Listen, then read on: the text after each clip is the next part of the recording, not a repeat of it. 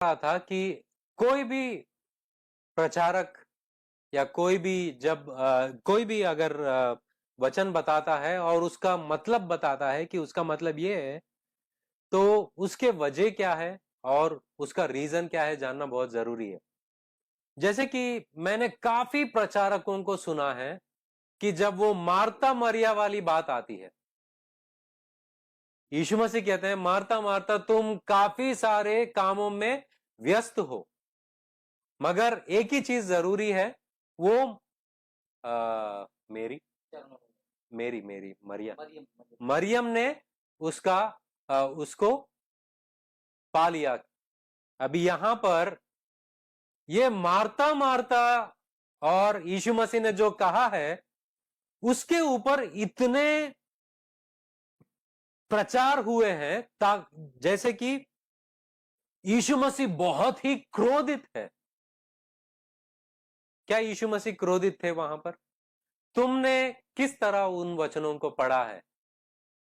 क्या यीशु मसीह वहां पर क्रोधित थे? और क्या था उनका जो बाइबल नहीं वो उन बातों को बताता है? यीशु मसीह के यीशु मसीह के ऊपर वो डालकर बताओ मत लोगों को। ऐसे काफी सारे लोग हैं, वो अलग अलग तरीके से वो प्रचार करने की कोशिश करते हैं, मगर अगर तुम उसका एक्सप्लेनेशन देते हो, किसी ने किसी प्रचारक ने कहा कि बपतिस्मा देने वाला यूहन्ना यीशु मसीह पर वो शक किया, इसीलिए उसको जेल में डाला गया और उसकी गर्दन कटी गई है। मुझे बहुत ही सरप्राइज हुआ है कि इसका आधार क्या है, तुम्हारे पास क्या सबूत है कि यीशु मसीह का मतलब यह था? हालांकि वहां पर आगे जाके आप पढ़ोगे, यीशु मसीह कहते हैं कि स्त्री जन्म देने वाले लोगों में यूहन्ना बपतिस्मा देने वाला से आगे कोई नहीं है। अगर यीशु मसीह उसके बपतिस्मा देने वाले यूहन्ना के बारे में इतना ऊंचा बात कर सकते हैं, क्या यीशु मसीह बपतिस्मा देने वाला यूहन्ना के बारे में इस तरह सोच रहे थे? यह सोच तुमको कहां से मिली? इसका बुनियाद क्या है? इसका आधार क्या है? तो चौथा मुद्दा है कि जब भी तुम वचन पढ़ते हो और उसका अर्थ यह है करके लोगों को बताते हो या तुम खुद समझते हो, इसका तुमको सबूत के तौर पर तुम्हारे वजह क्या है यह ढूंढना बहुत जरूरी है, इसका एक्सप्लेनेशन देना बहुत जरूरी है। पांचवा मुद्दा, there is only one meaning for each text. इसका मतलब क्या है? जब पौलुस ने लिखा है या यीशु मसीह ने कहा है, उसका एक ही मतलब था, 100 मतलब नहीं थे। या तो वो पास्टर के लिए एक मतलब, ये पास्टर के लिए एक मतलब, या दूसरे काफी सारे लोगों के लिए अलग अलग मतलब नहीं थे, एक ही मतलब था। वो मतलब को जानने की कोशिश करो। अगर यीशु मसीह कहते हैं कि मूसा ने इस तरह लिखा क्योंकि ये तुम्हारी दिल की कठिनाइयों की वजह से, मगर पहले से ऐसा नहीं था, मूसा का मतलब ये था, मूसा या कोई और के बारे में जब यीशु मसीह लोगों को सही कर रहे हैं, यीशु मसीह का मतलब था कि तुम गलत समझे हो, तुम ये बातों को समझ नहीं, इन बातों का समझ नहीं है, इसलिए तुम गलती कर रहे हो। मतलब यीशु मसीह ये बताना चाहते हैं कि उसका मतलब एक ही है, 100 मतलब नहीं है। तो उस एक मतलब को जानने की कोशिश करो। पौलुस का मतलब एक ही था, कुरिन्थियों को अगर लिख रहे थे उनका उद्देश्य एक ही था, उस उद्देश्य को जानने की कोशिश करो। तुम्हारा खुद का मतलब वचनों के अंदर डाल के पढ़ो मत। वचन क्या कहता है, पौलुस क्या कहना चाहता है, परमेश्वर इन वचनों को क्यों लिखाया है बाइबल में, और हमको आज इस वक्त क्या बताना चाहता है, इन बातों को समझना बहुत जरूरी है। खुद के मतलब को मत डालो वचनों में। पांचवा मुद्दा यह है कि मुद्दा 6 वो ये है कि वो किस तरह का लिटरेचर है। बाइबल में जो अलग अलग किताबें हैं, उन किताबों का जो जिस उद्देश्य से लिखा गया है उसका अलग अलग what you call purpose of writing, उद्देश्य हो या उसका लिखने का मकसद जो है वो अलग है। मैं समझाता हूं। अगर मत्ती, मरकुस, लूका और यूहन्ना के सुसमाचार है वो ऐतिहासिक है, प्रेरितों की पत्री है वो ऐतिहासिक है। इनको इतिहास के नजरिए से पढ़ना चाहिए और इतिहास के जरिए परमेश्वर हमको क्या बताना चाहता है उन बातों को समझना चाहिए। वैसे ही इतिहास के तौर पे पुराने नियम में पहला राजाओं का किताब, दूसरा राजाओं का किताब, और पहला समूएल, दूसरा समूएल और क्रॉनिकल्स, इतिहास, पहला इतिहास, दूसरा इतिहास, ये इतिहास को इतिहास के नजरिए से पढ़ना चाहिए और उसमें से परमेश्वर हमको क्या सिखाना चाहता है उनको उस नजरिए से पढ़ना चाहिए। दूसरे जो है पोएट्री, कविता के नजरिए से लिखे गए हैं, कविता के नजरिए से, जैसे कि भजन संहिता है, जैसे कि सॉन्ग ऑफ सोलोमन, श्रेष्ठ गीत, और कुछ जो है नीति वचन, मतलब सूत्रों को दिया गया है, प्रोवर्ब्स, नीति वचन, और कुछ जो बाइबल के अंदर लिखा गया है एलिगोरिकल, दृष्टांत के रूप में लिखा गया है। अगर तुम एक दृष्टांत को लेकर उसको लिटरली अर्थ दे रहे हो, यह गलत है। जैसे कि कुछ लोग एक दृष्टांत को लेते हैं, उसको लिटरली इंटरप्रेट करते हैं। फॉर एग्जाम्पल, यीशु मसीह ने कहा कि अगर इनमें से किसी भी लोगों को कोई रोक रहा है मेरे पीछे चलने के लिए, उसके गले में पत्थर बांधकर उसको पानी में कूदना चाहिए। और ऐसे काफी सारे बातों को यीशु मसीह कहते हैं। कुछ चीजों को उन्होंने दृष्टांत के रीति में कहा है, उस दृष्टांत का अर्थ समझो कि यीशु मसीह क्यों कहना चाहते थे, इसका मतलब क्या था। जो जो चीज दृष्टांत के रीति से कहा गया है उसको लिटरली मत बनाओ। नोटिस द जॉनरा, मतलब ये शैली क्या है। सातवां जो मुद्दा है, कई बार एक लंबे वचनों को लिखा जाता है। किसी इंसान ने अगर कोई भी चीज किया हो या कहा हो, आगे जाकर परमेश्वर उस बात का खंडन करते हैं। कुछ लोग ये व्यक्ति के वचनों को लेकर इस पे ही प्रचार कर देते हैं, आगे जाके वो ये नहीं देखते हैं कि परमेश्वर ने इसका खंडन किया है। फॉर एग्जाम्पल जोब, आयुब के किताब में उसके जो दोस्त हैं, काफी सारे बातों को उन्होंने कहा है, आगे जाके परमेश्वर उसका खंडन करते हैं। अगर समझो मैं प्रचारक होकर इन दोस्तों ने, जो आयुब के दोस्तों ने जो कहा है, उनके बातों पर मैं प्रीचिंग चालू किया, उस पर मैसेज कर दिया हूं, मगर आगे जाके उसका खंडन हुआ है, ये मैंने बताया नहीं। दूसरी बात, लोग दाऊद ने जो गुनाह किया है या कोई भी इंसान गुनाह करता है, उस गुनाह के ऊपर वो अपना ही खुद का विचार सामने रखते हैं, मगर आगे जाके परमेश्वर ने क्या कहा उस बात को नहीं देखते हैं। फॉर एग्जाम्पल, यहोशुआ ने उस जगह पर गए हैं उसकी तहकीकात करने के लिए। कौन सा? कनान में गए हैं।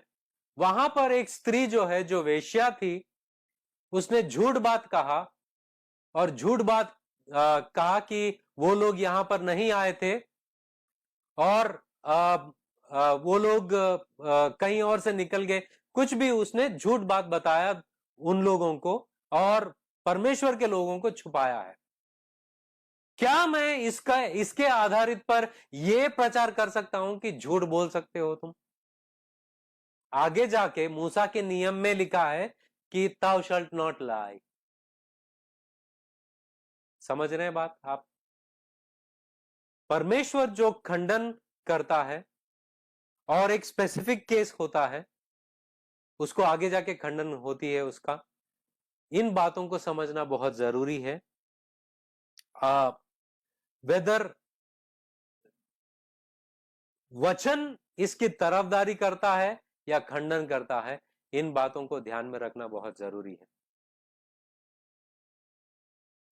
कुछ लोग कहते हैं कि दाऊद ने किया है तो मैं भी कर सकता हूं, अब्राहम ने किया है तो मैं भी कर सकता हूं, फलाना इंसान ने किया है तो मैं भी कर सकता हूं।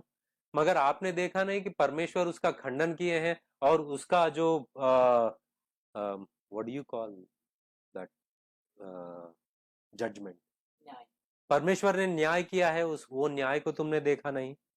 8वां मुद्दा ये है कि बाइबल पढ़ते वक्त आपको ये भी देखना है कि not to generalize specific statements and apply them fundamentally to different situations।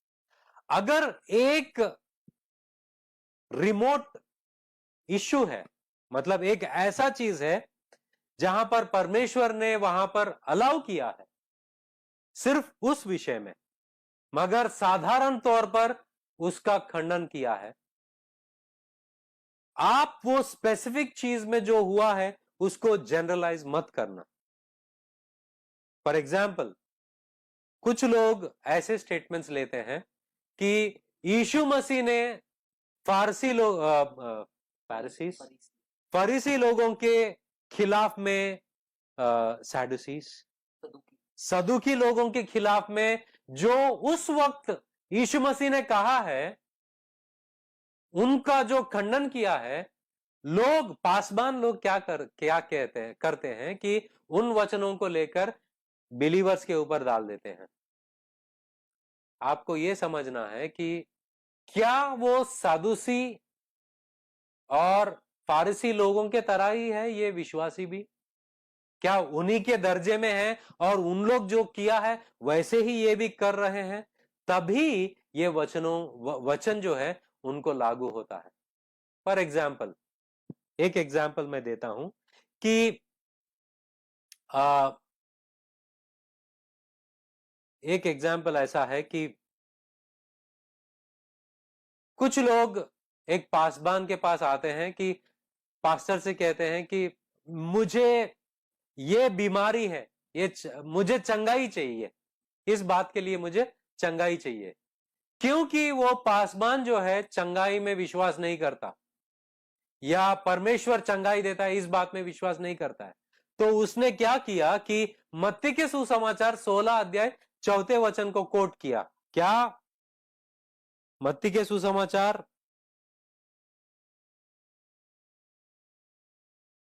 16 अध्याय 4 वचन में लिखा है कि इस युग के बुरे और व्यभिचारी लोग चिन्ह ढूंढते हैं।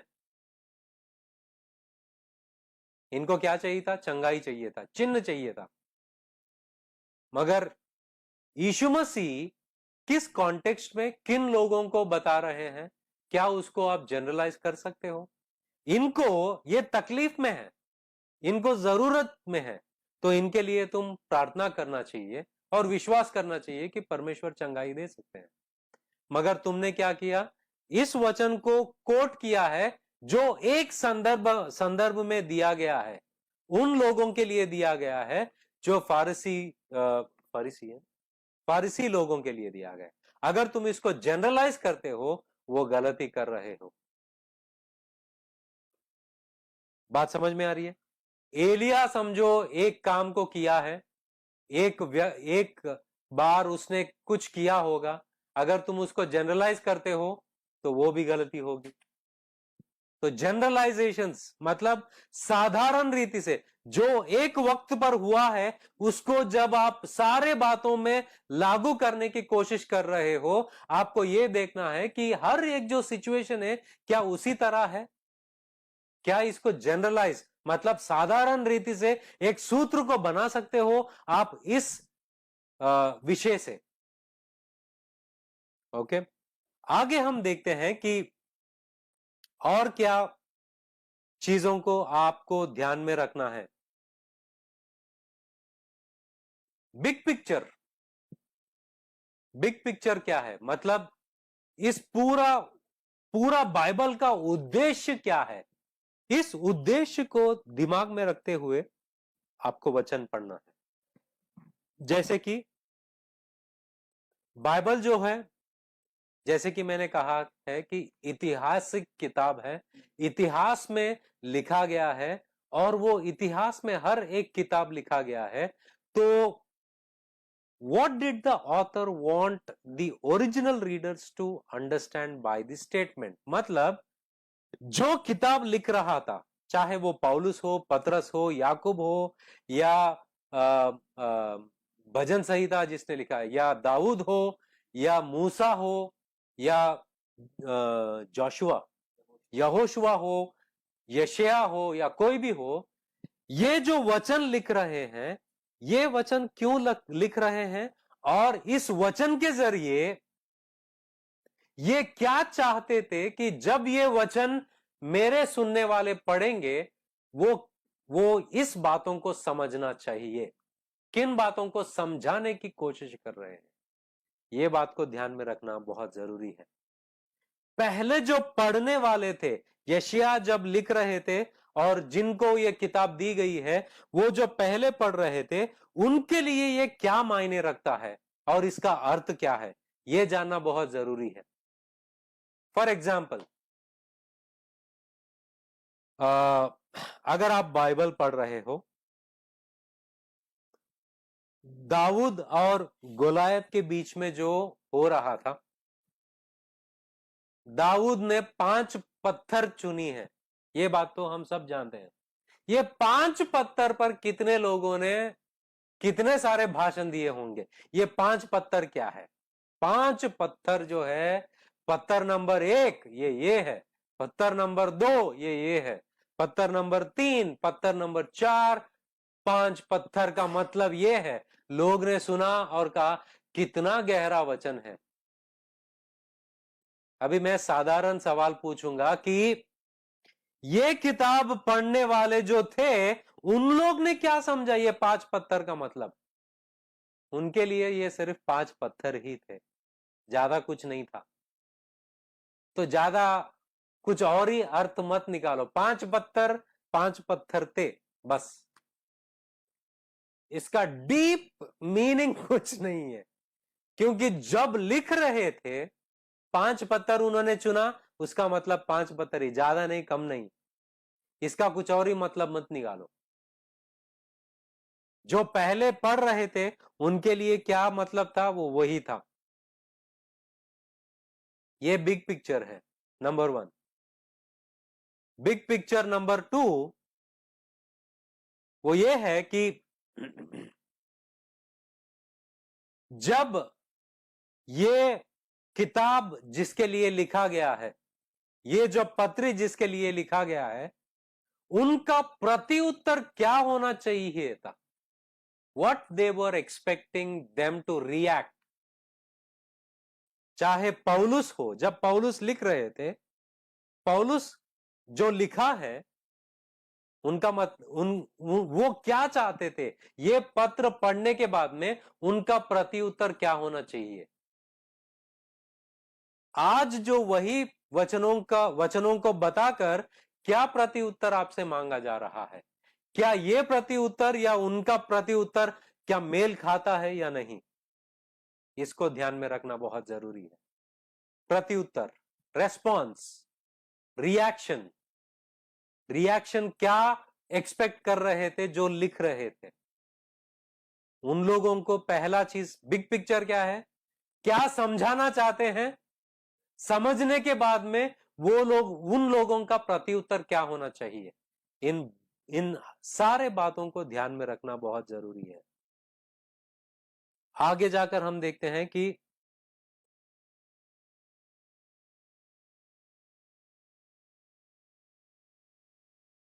जब आप ये बड़ा पिक्चर को ध्यान में रखते हो, कुछ लोग बाइबल पढ़ते हैं, इस तरह पढ़ते हैं कि बाइबल खोलते हैं और अपना उंगली जो है धीरे धीरे कर कर एक कोई वचन पर लाकर रखते हैं और वो वचन पढ़ते हैं, हाँ ये वचन मेरे लिए है। ये गलत है। किसी ने तो ऐसा ही किया था, जब उसने बाइबल खोला और आंखें बंद कर कर अपना उंगली को सीधे लेके आया मत्ती के सुसमाचार 27 वर्स 5, मैथ्यू चैप्टर 27 वर्स 5 में लिखा है, क्या लिखा है? तब वहां उन सिक्कों को मंदिर में फेंक कर चला गया और जाकर अपने आप को फांसी दी। उसका उंगली था, जाकर अपने आप को फांसी दी, वहां पर था उसका उंगली। ये उसने सोचा कि दोबारा बाइबल बंद किया और फिर खोला। खोलने के बाद में अपना उंगली सीधे लेकर गया लूका के सुसमाचार 10वां अध्याय 37, लूक चैप्टर 10 वर्स 37 में क्या है? जा तू भी ऐसा ही कर, जा तू भी ऐसा ही कर, उसके ऊपर उंगली था। अब आप बताओ, क्या यही मतलब था यीशु मसीह का? क्या यही मतलब था मत्ती ने जब लिखा? क्या यही मतलब था मत्ती का कि तुम भी जाओ फांसी लगाओ? नहीं। वो अगर समझो मैं एक लेटर लिख रहा हूं तुमको, मैं चाहता हूं कि मैं तुमको लिख रहा हूं और मैं चाहता हूं कि उस पत्री को तुम पढ़ो और समझो और उसका प्रत्युत्तर दो, उसका रेस्पॉन्स मैं देख रहा हूं। वैसे ही हर एक किताब का वही है कि वो एक उद्देश्य से लिखा गया है, उस उद्देश्य को जानो, खुद का उद्देश्य मत डालो। This is the big picture. 5 पत्थर ही होते हैं, आगे कुछ नहीं। 5 पत्थर का खुद का मतलब मत डालो। तीसरा बिग पिक्चर वो ये है कि पूरा जो वचन है वो परमेश्वर के बारे में है। The whole Bible is about God. Therefore, we should always ask, what does this text tell us about God? ये जो वचन परमेश्वर के बारे में मुझे क्या सिखाता है? परमेश्वर के बारे में क्या सिखाता है? ये इसको ध्यान में रखते हुए बाइबल पढ़ना है। ये बड़ा पिक्चर है। Big picture number 4, the center of the whole Bible is Jesus Christ. What does this text tell us about the greatness of Christ? ये यीशु मसीह के बारे में, यीशु मसीह की महानता के बारे में क्या कहता है? अगर हम लूका के सुसमाचार 24वां अध्याय 27 में पढ़ते हैं, वहां पर यीशु मसीह कहते हैं कि मूसा से लेकर सारे जो भविष्यवक्ताएं ने मेरे बारे में लिखा है, यीशु मसीह के बारे में लिखा है। यीशु मसीह कहते हैं, तो उन्होंने क्या लिखा है, क्या दर्शाता है, किस तरफ, किस दिशा में लेके जा रहा है, ये पूरा यीशु मसीह की ओर कैसे दर्शाता है या बताता है, इन बातों को समझना बहुत जरूरी है।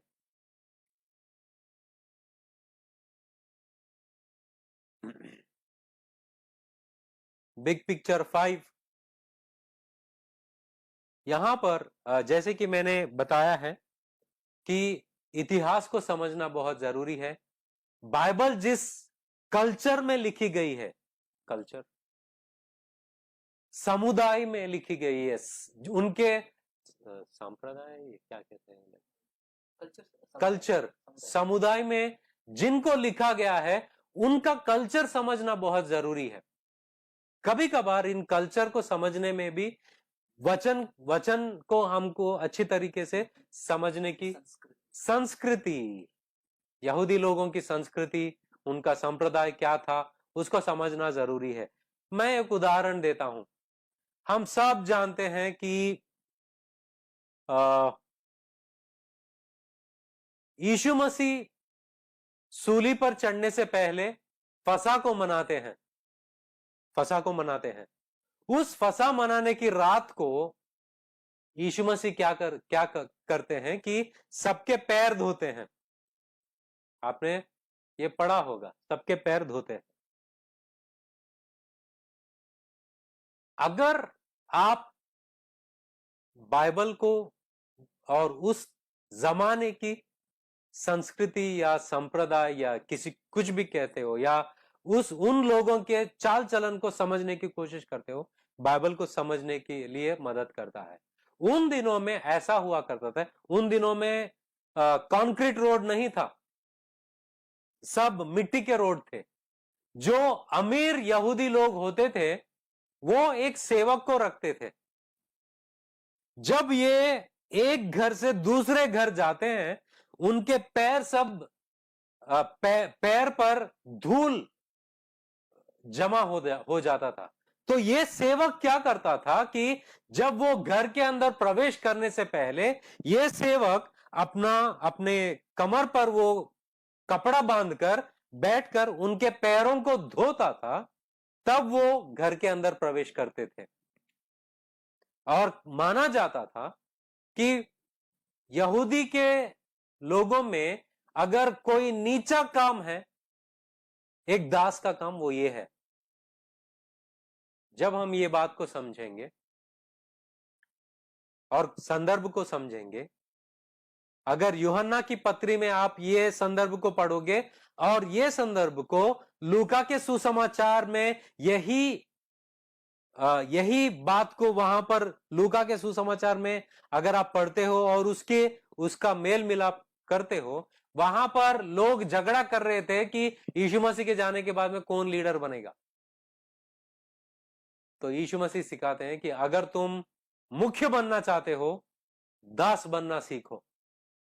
और यीशु मसीह जो करते हैं उससे और कल्चर को समझने से हमको समझ में आता है कि इसका सिग्निफिकेंस क्या है। यीशु मसीह ने उस छोटा परमेश्वर होकर उन्होंने इनके पैर धोए हैं।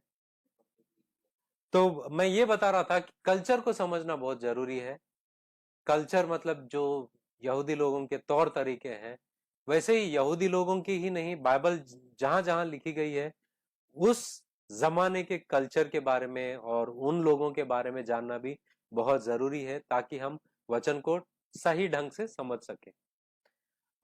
तो इन सारे बातों को जो मैंने बताया है, ये वीडियो अगर आप बार बार सुनना चाहते हो, सुनिए। जो भी पॉइंट्स मैंने बताया है उसको ध्यान में रखिए। कौन कह रहा है, क्यों कह रहा है, किन से कह रहा है, और उनका प्रत्युत्तर क्या था, और वो वचन में क्यों लिखा गया है, और हमारे लिए इसका मतलब क्या है, और हम इस वचन को कैसे हमारे जिंदगी में लागू करें या कैसे समझें। इन बातों को ध्यान देना बहुत जरूरी है।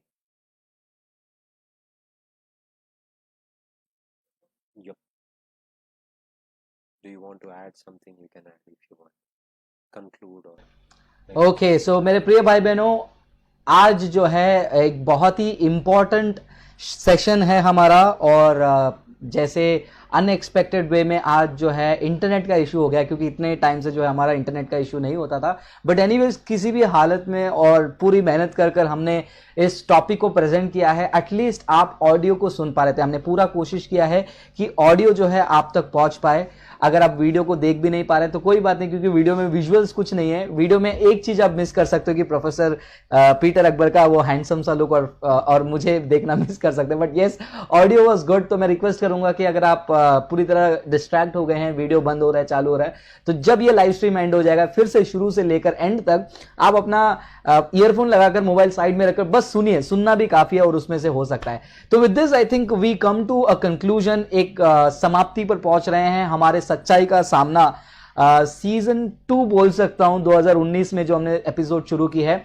मेरे भाई बहनों 10 एपिसोड हमने कंप्लीट किया है बाइबल की ऑथेंटिसिटी के ऊपर। यदि आपने अभी तक ये वीडियोस को नहीं देखा है तो मैं आप सबसे रिक्वेस्ट करूंगा कि जल्दी से जाइए हमारे यूट्यूब चैनल पर। एक प्लेलिस्ट बना हुआ है SKS 2019। SKS 2019 में आपको इसके पहले वाले 9 एपिसोड मिलेंगे जहां पर बहुत ही गहराई से और बहुत सारे सबूतों के साथ हमने एक्सप्लेन किया कि बाइबल ऑथेंटिक क्यों है। और जैसे आपने देखा आज कि बाइबल को उसके संदर्भ में पढ़ना बहुत जरूरी है। और जैसे आप वो उदाहरण दे रहे थे युदास इस्करियोत का मर जाने का, एक और उदाहरण मुझे याद आ रहा था लेकिन वो वचन मुझे याद नहीं आया कि वचन को डायरेक्टली उन्होंने गलती से प्रिंट कर दिया शादी के कार्ड में, लूका के किताब में, तो वो उसका पूरा का पूरा मीनिंग चेंज हो गई। तो यस, वचन को आपको कॉन्टेक्स्ट से पढ़ना बहुत जरूरी है। अगर आप कॉन्टेक्स्ट नहीं समझ रहे हैं तो कहीं पर भी झूठे शिक्षा में आप मेरे प्रिय भाई बहनों पढ़ सकते हैं, आप कल्ट में पढ़ सकते हैं। अगर आपको ये वीडियो समझ में आया है तो बहुत अच्छी बात है। इस वीडियो में जो जो सीखा उसको अप्लाई करना शुरू कर दीजिए। और कुछ लोग पूछ रहे थे बाइबल के अलावा कुछ और किताबों को भी हम खरीद सकते हैं क्या बाइबल को समझने के लिए। सो एनी सजेशन प्रोफेसर कि बाइबल को और अच्छे से समझने के लिए कोई स्टडी बाइबल, कोई सपोर्ट बुक, रेफरेंस बुक, कोई कुछ लेना चाहे? हिंदी में स्टडी बाइबल्स जो है मैंने देखा है रायरी स्टडी बाइबल है, हिंदी में रायरी स्टडी बाइबल है, वो अच्छा है। और अगर आपको हो सकता है हिंदी में वॉरेन वुड्सबी का कमेंट्रीज भी है, हिंदी में है, अच्छा, उसका भी आप सहायता ले सकते हो। और मैं ये कहना चाहता हूं कि जब आप बाइबल पढ़ते हो हर एक किताब बुक स्टडी कीजिए। बुक स्टडी मतलब हर एक किताब या हर एक पत्री क्या कह रहा है इसको ध्यान में रखो और पढ़ने की कोशिश करो। यहां पर मैं आपको बताना चाहूंगा कि अगर आप मुंबई में रहते हो, अगर आप मुंबई में रहते हो और आप कोई कलीसिया को नहीं जाते हो और बाइबल को गहराई से जानना चाहते हो तो सेंटा क्रूज में हमारा हर सैटरडे को बाइबल स्टडी होता है। सेंटा क्रूज में हमारा बाइबल स्टडी होता है, शाम को 8 बजे से 9, साढ़े 9 बजे तक होता है। आप हमारे बाइबल स्टडी पर आ सकते हो और हम लोग बाइबल स्टडी बहुत ही गहराई से करते हैं। यहाँ मयूर है, मयूर के घर पर यह बाइबल स्टडी होता है।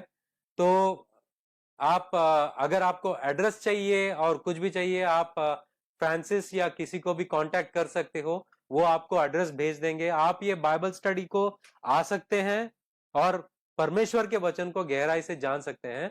तो अंत में मैं यही बताना चाहूंगा कि जितना हो सकता है हर बाइबल के हर एक किताब को जो मुद्दों को मैंने बताया है उसको दिमाग में रखकर आप पढ़िए, कौन किससे कह रहा है।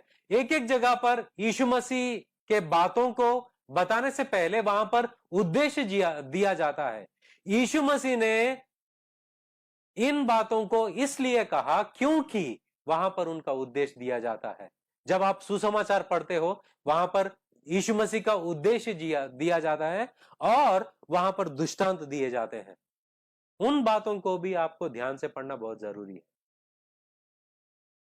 ओके, सो मेरे प्रिय भाई बहनों बहुत बहुत धन्यवाद आप सभी का कि इतने सारे एपिसोड्स में आप बने रहे हैं। और जैसे मैंने कहा कि कुछ लोग अगर पहली बार जुड़ रहे हैं तो प्लीज वो सारे एपिसोड्स को देख लिए। और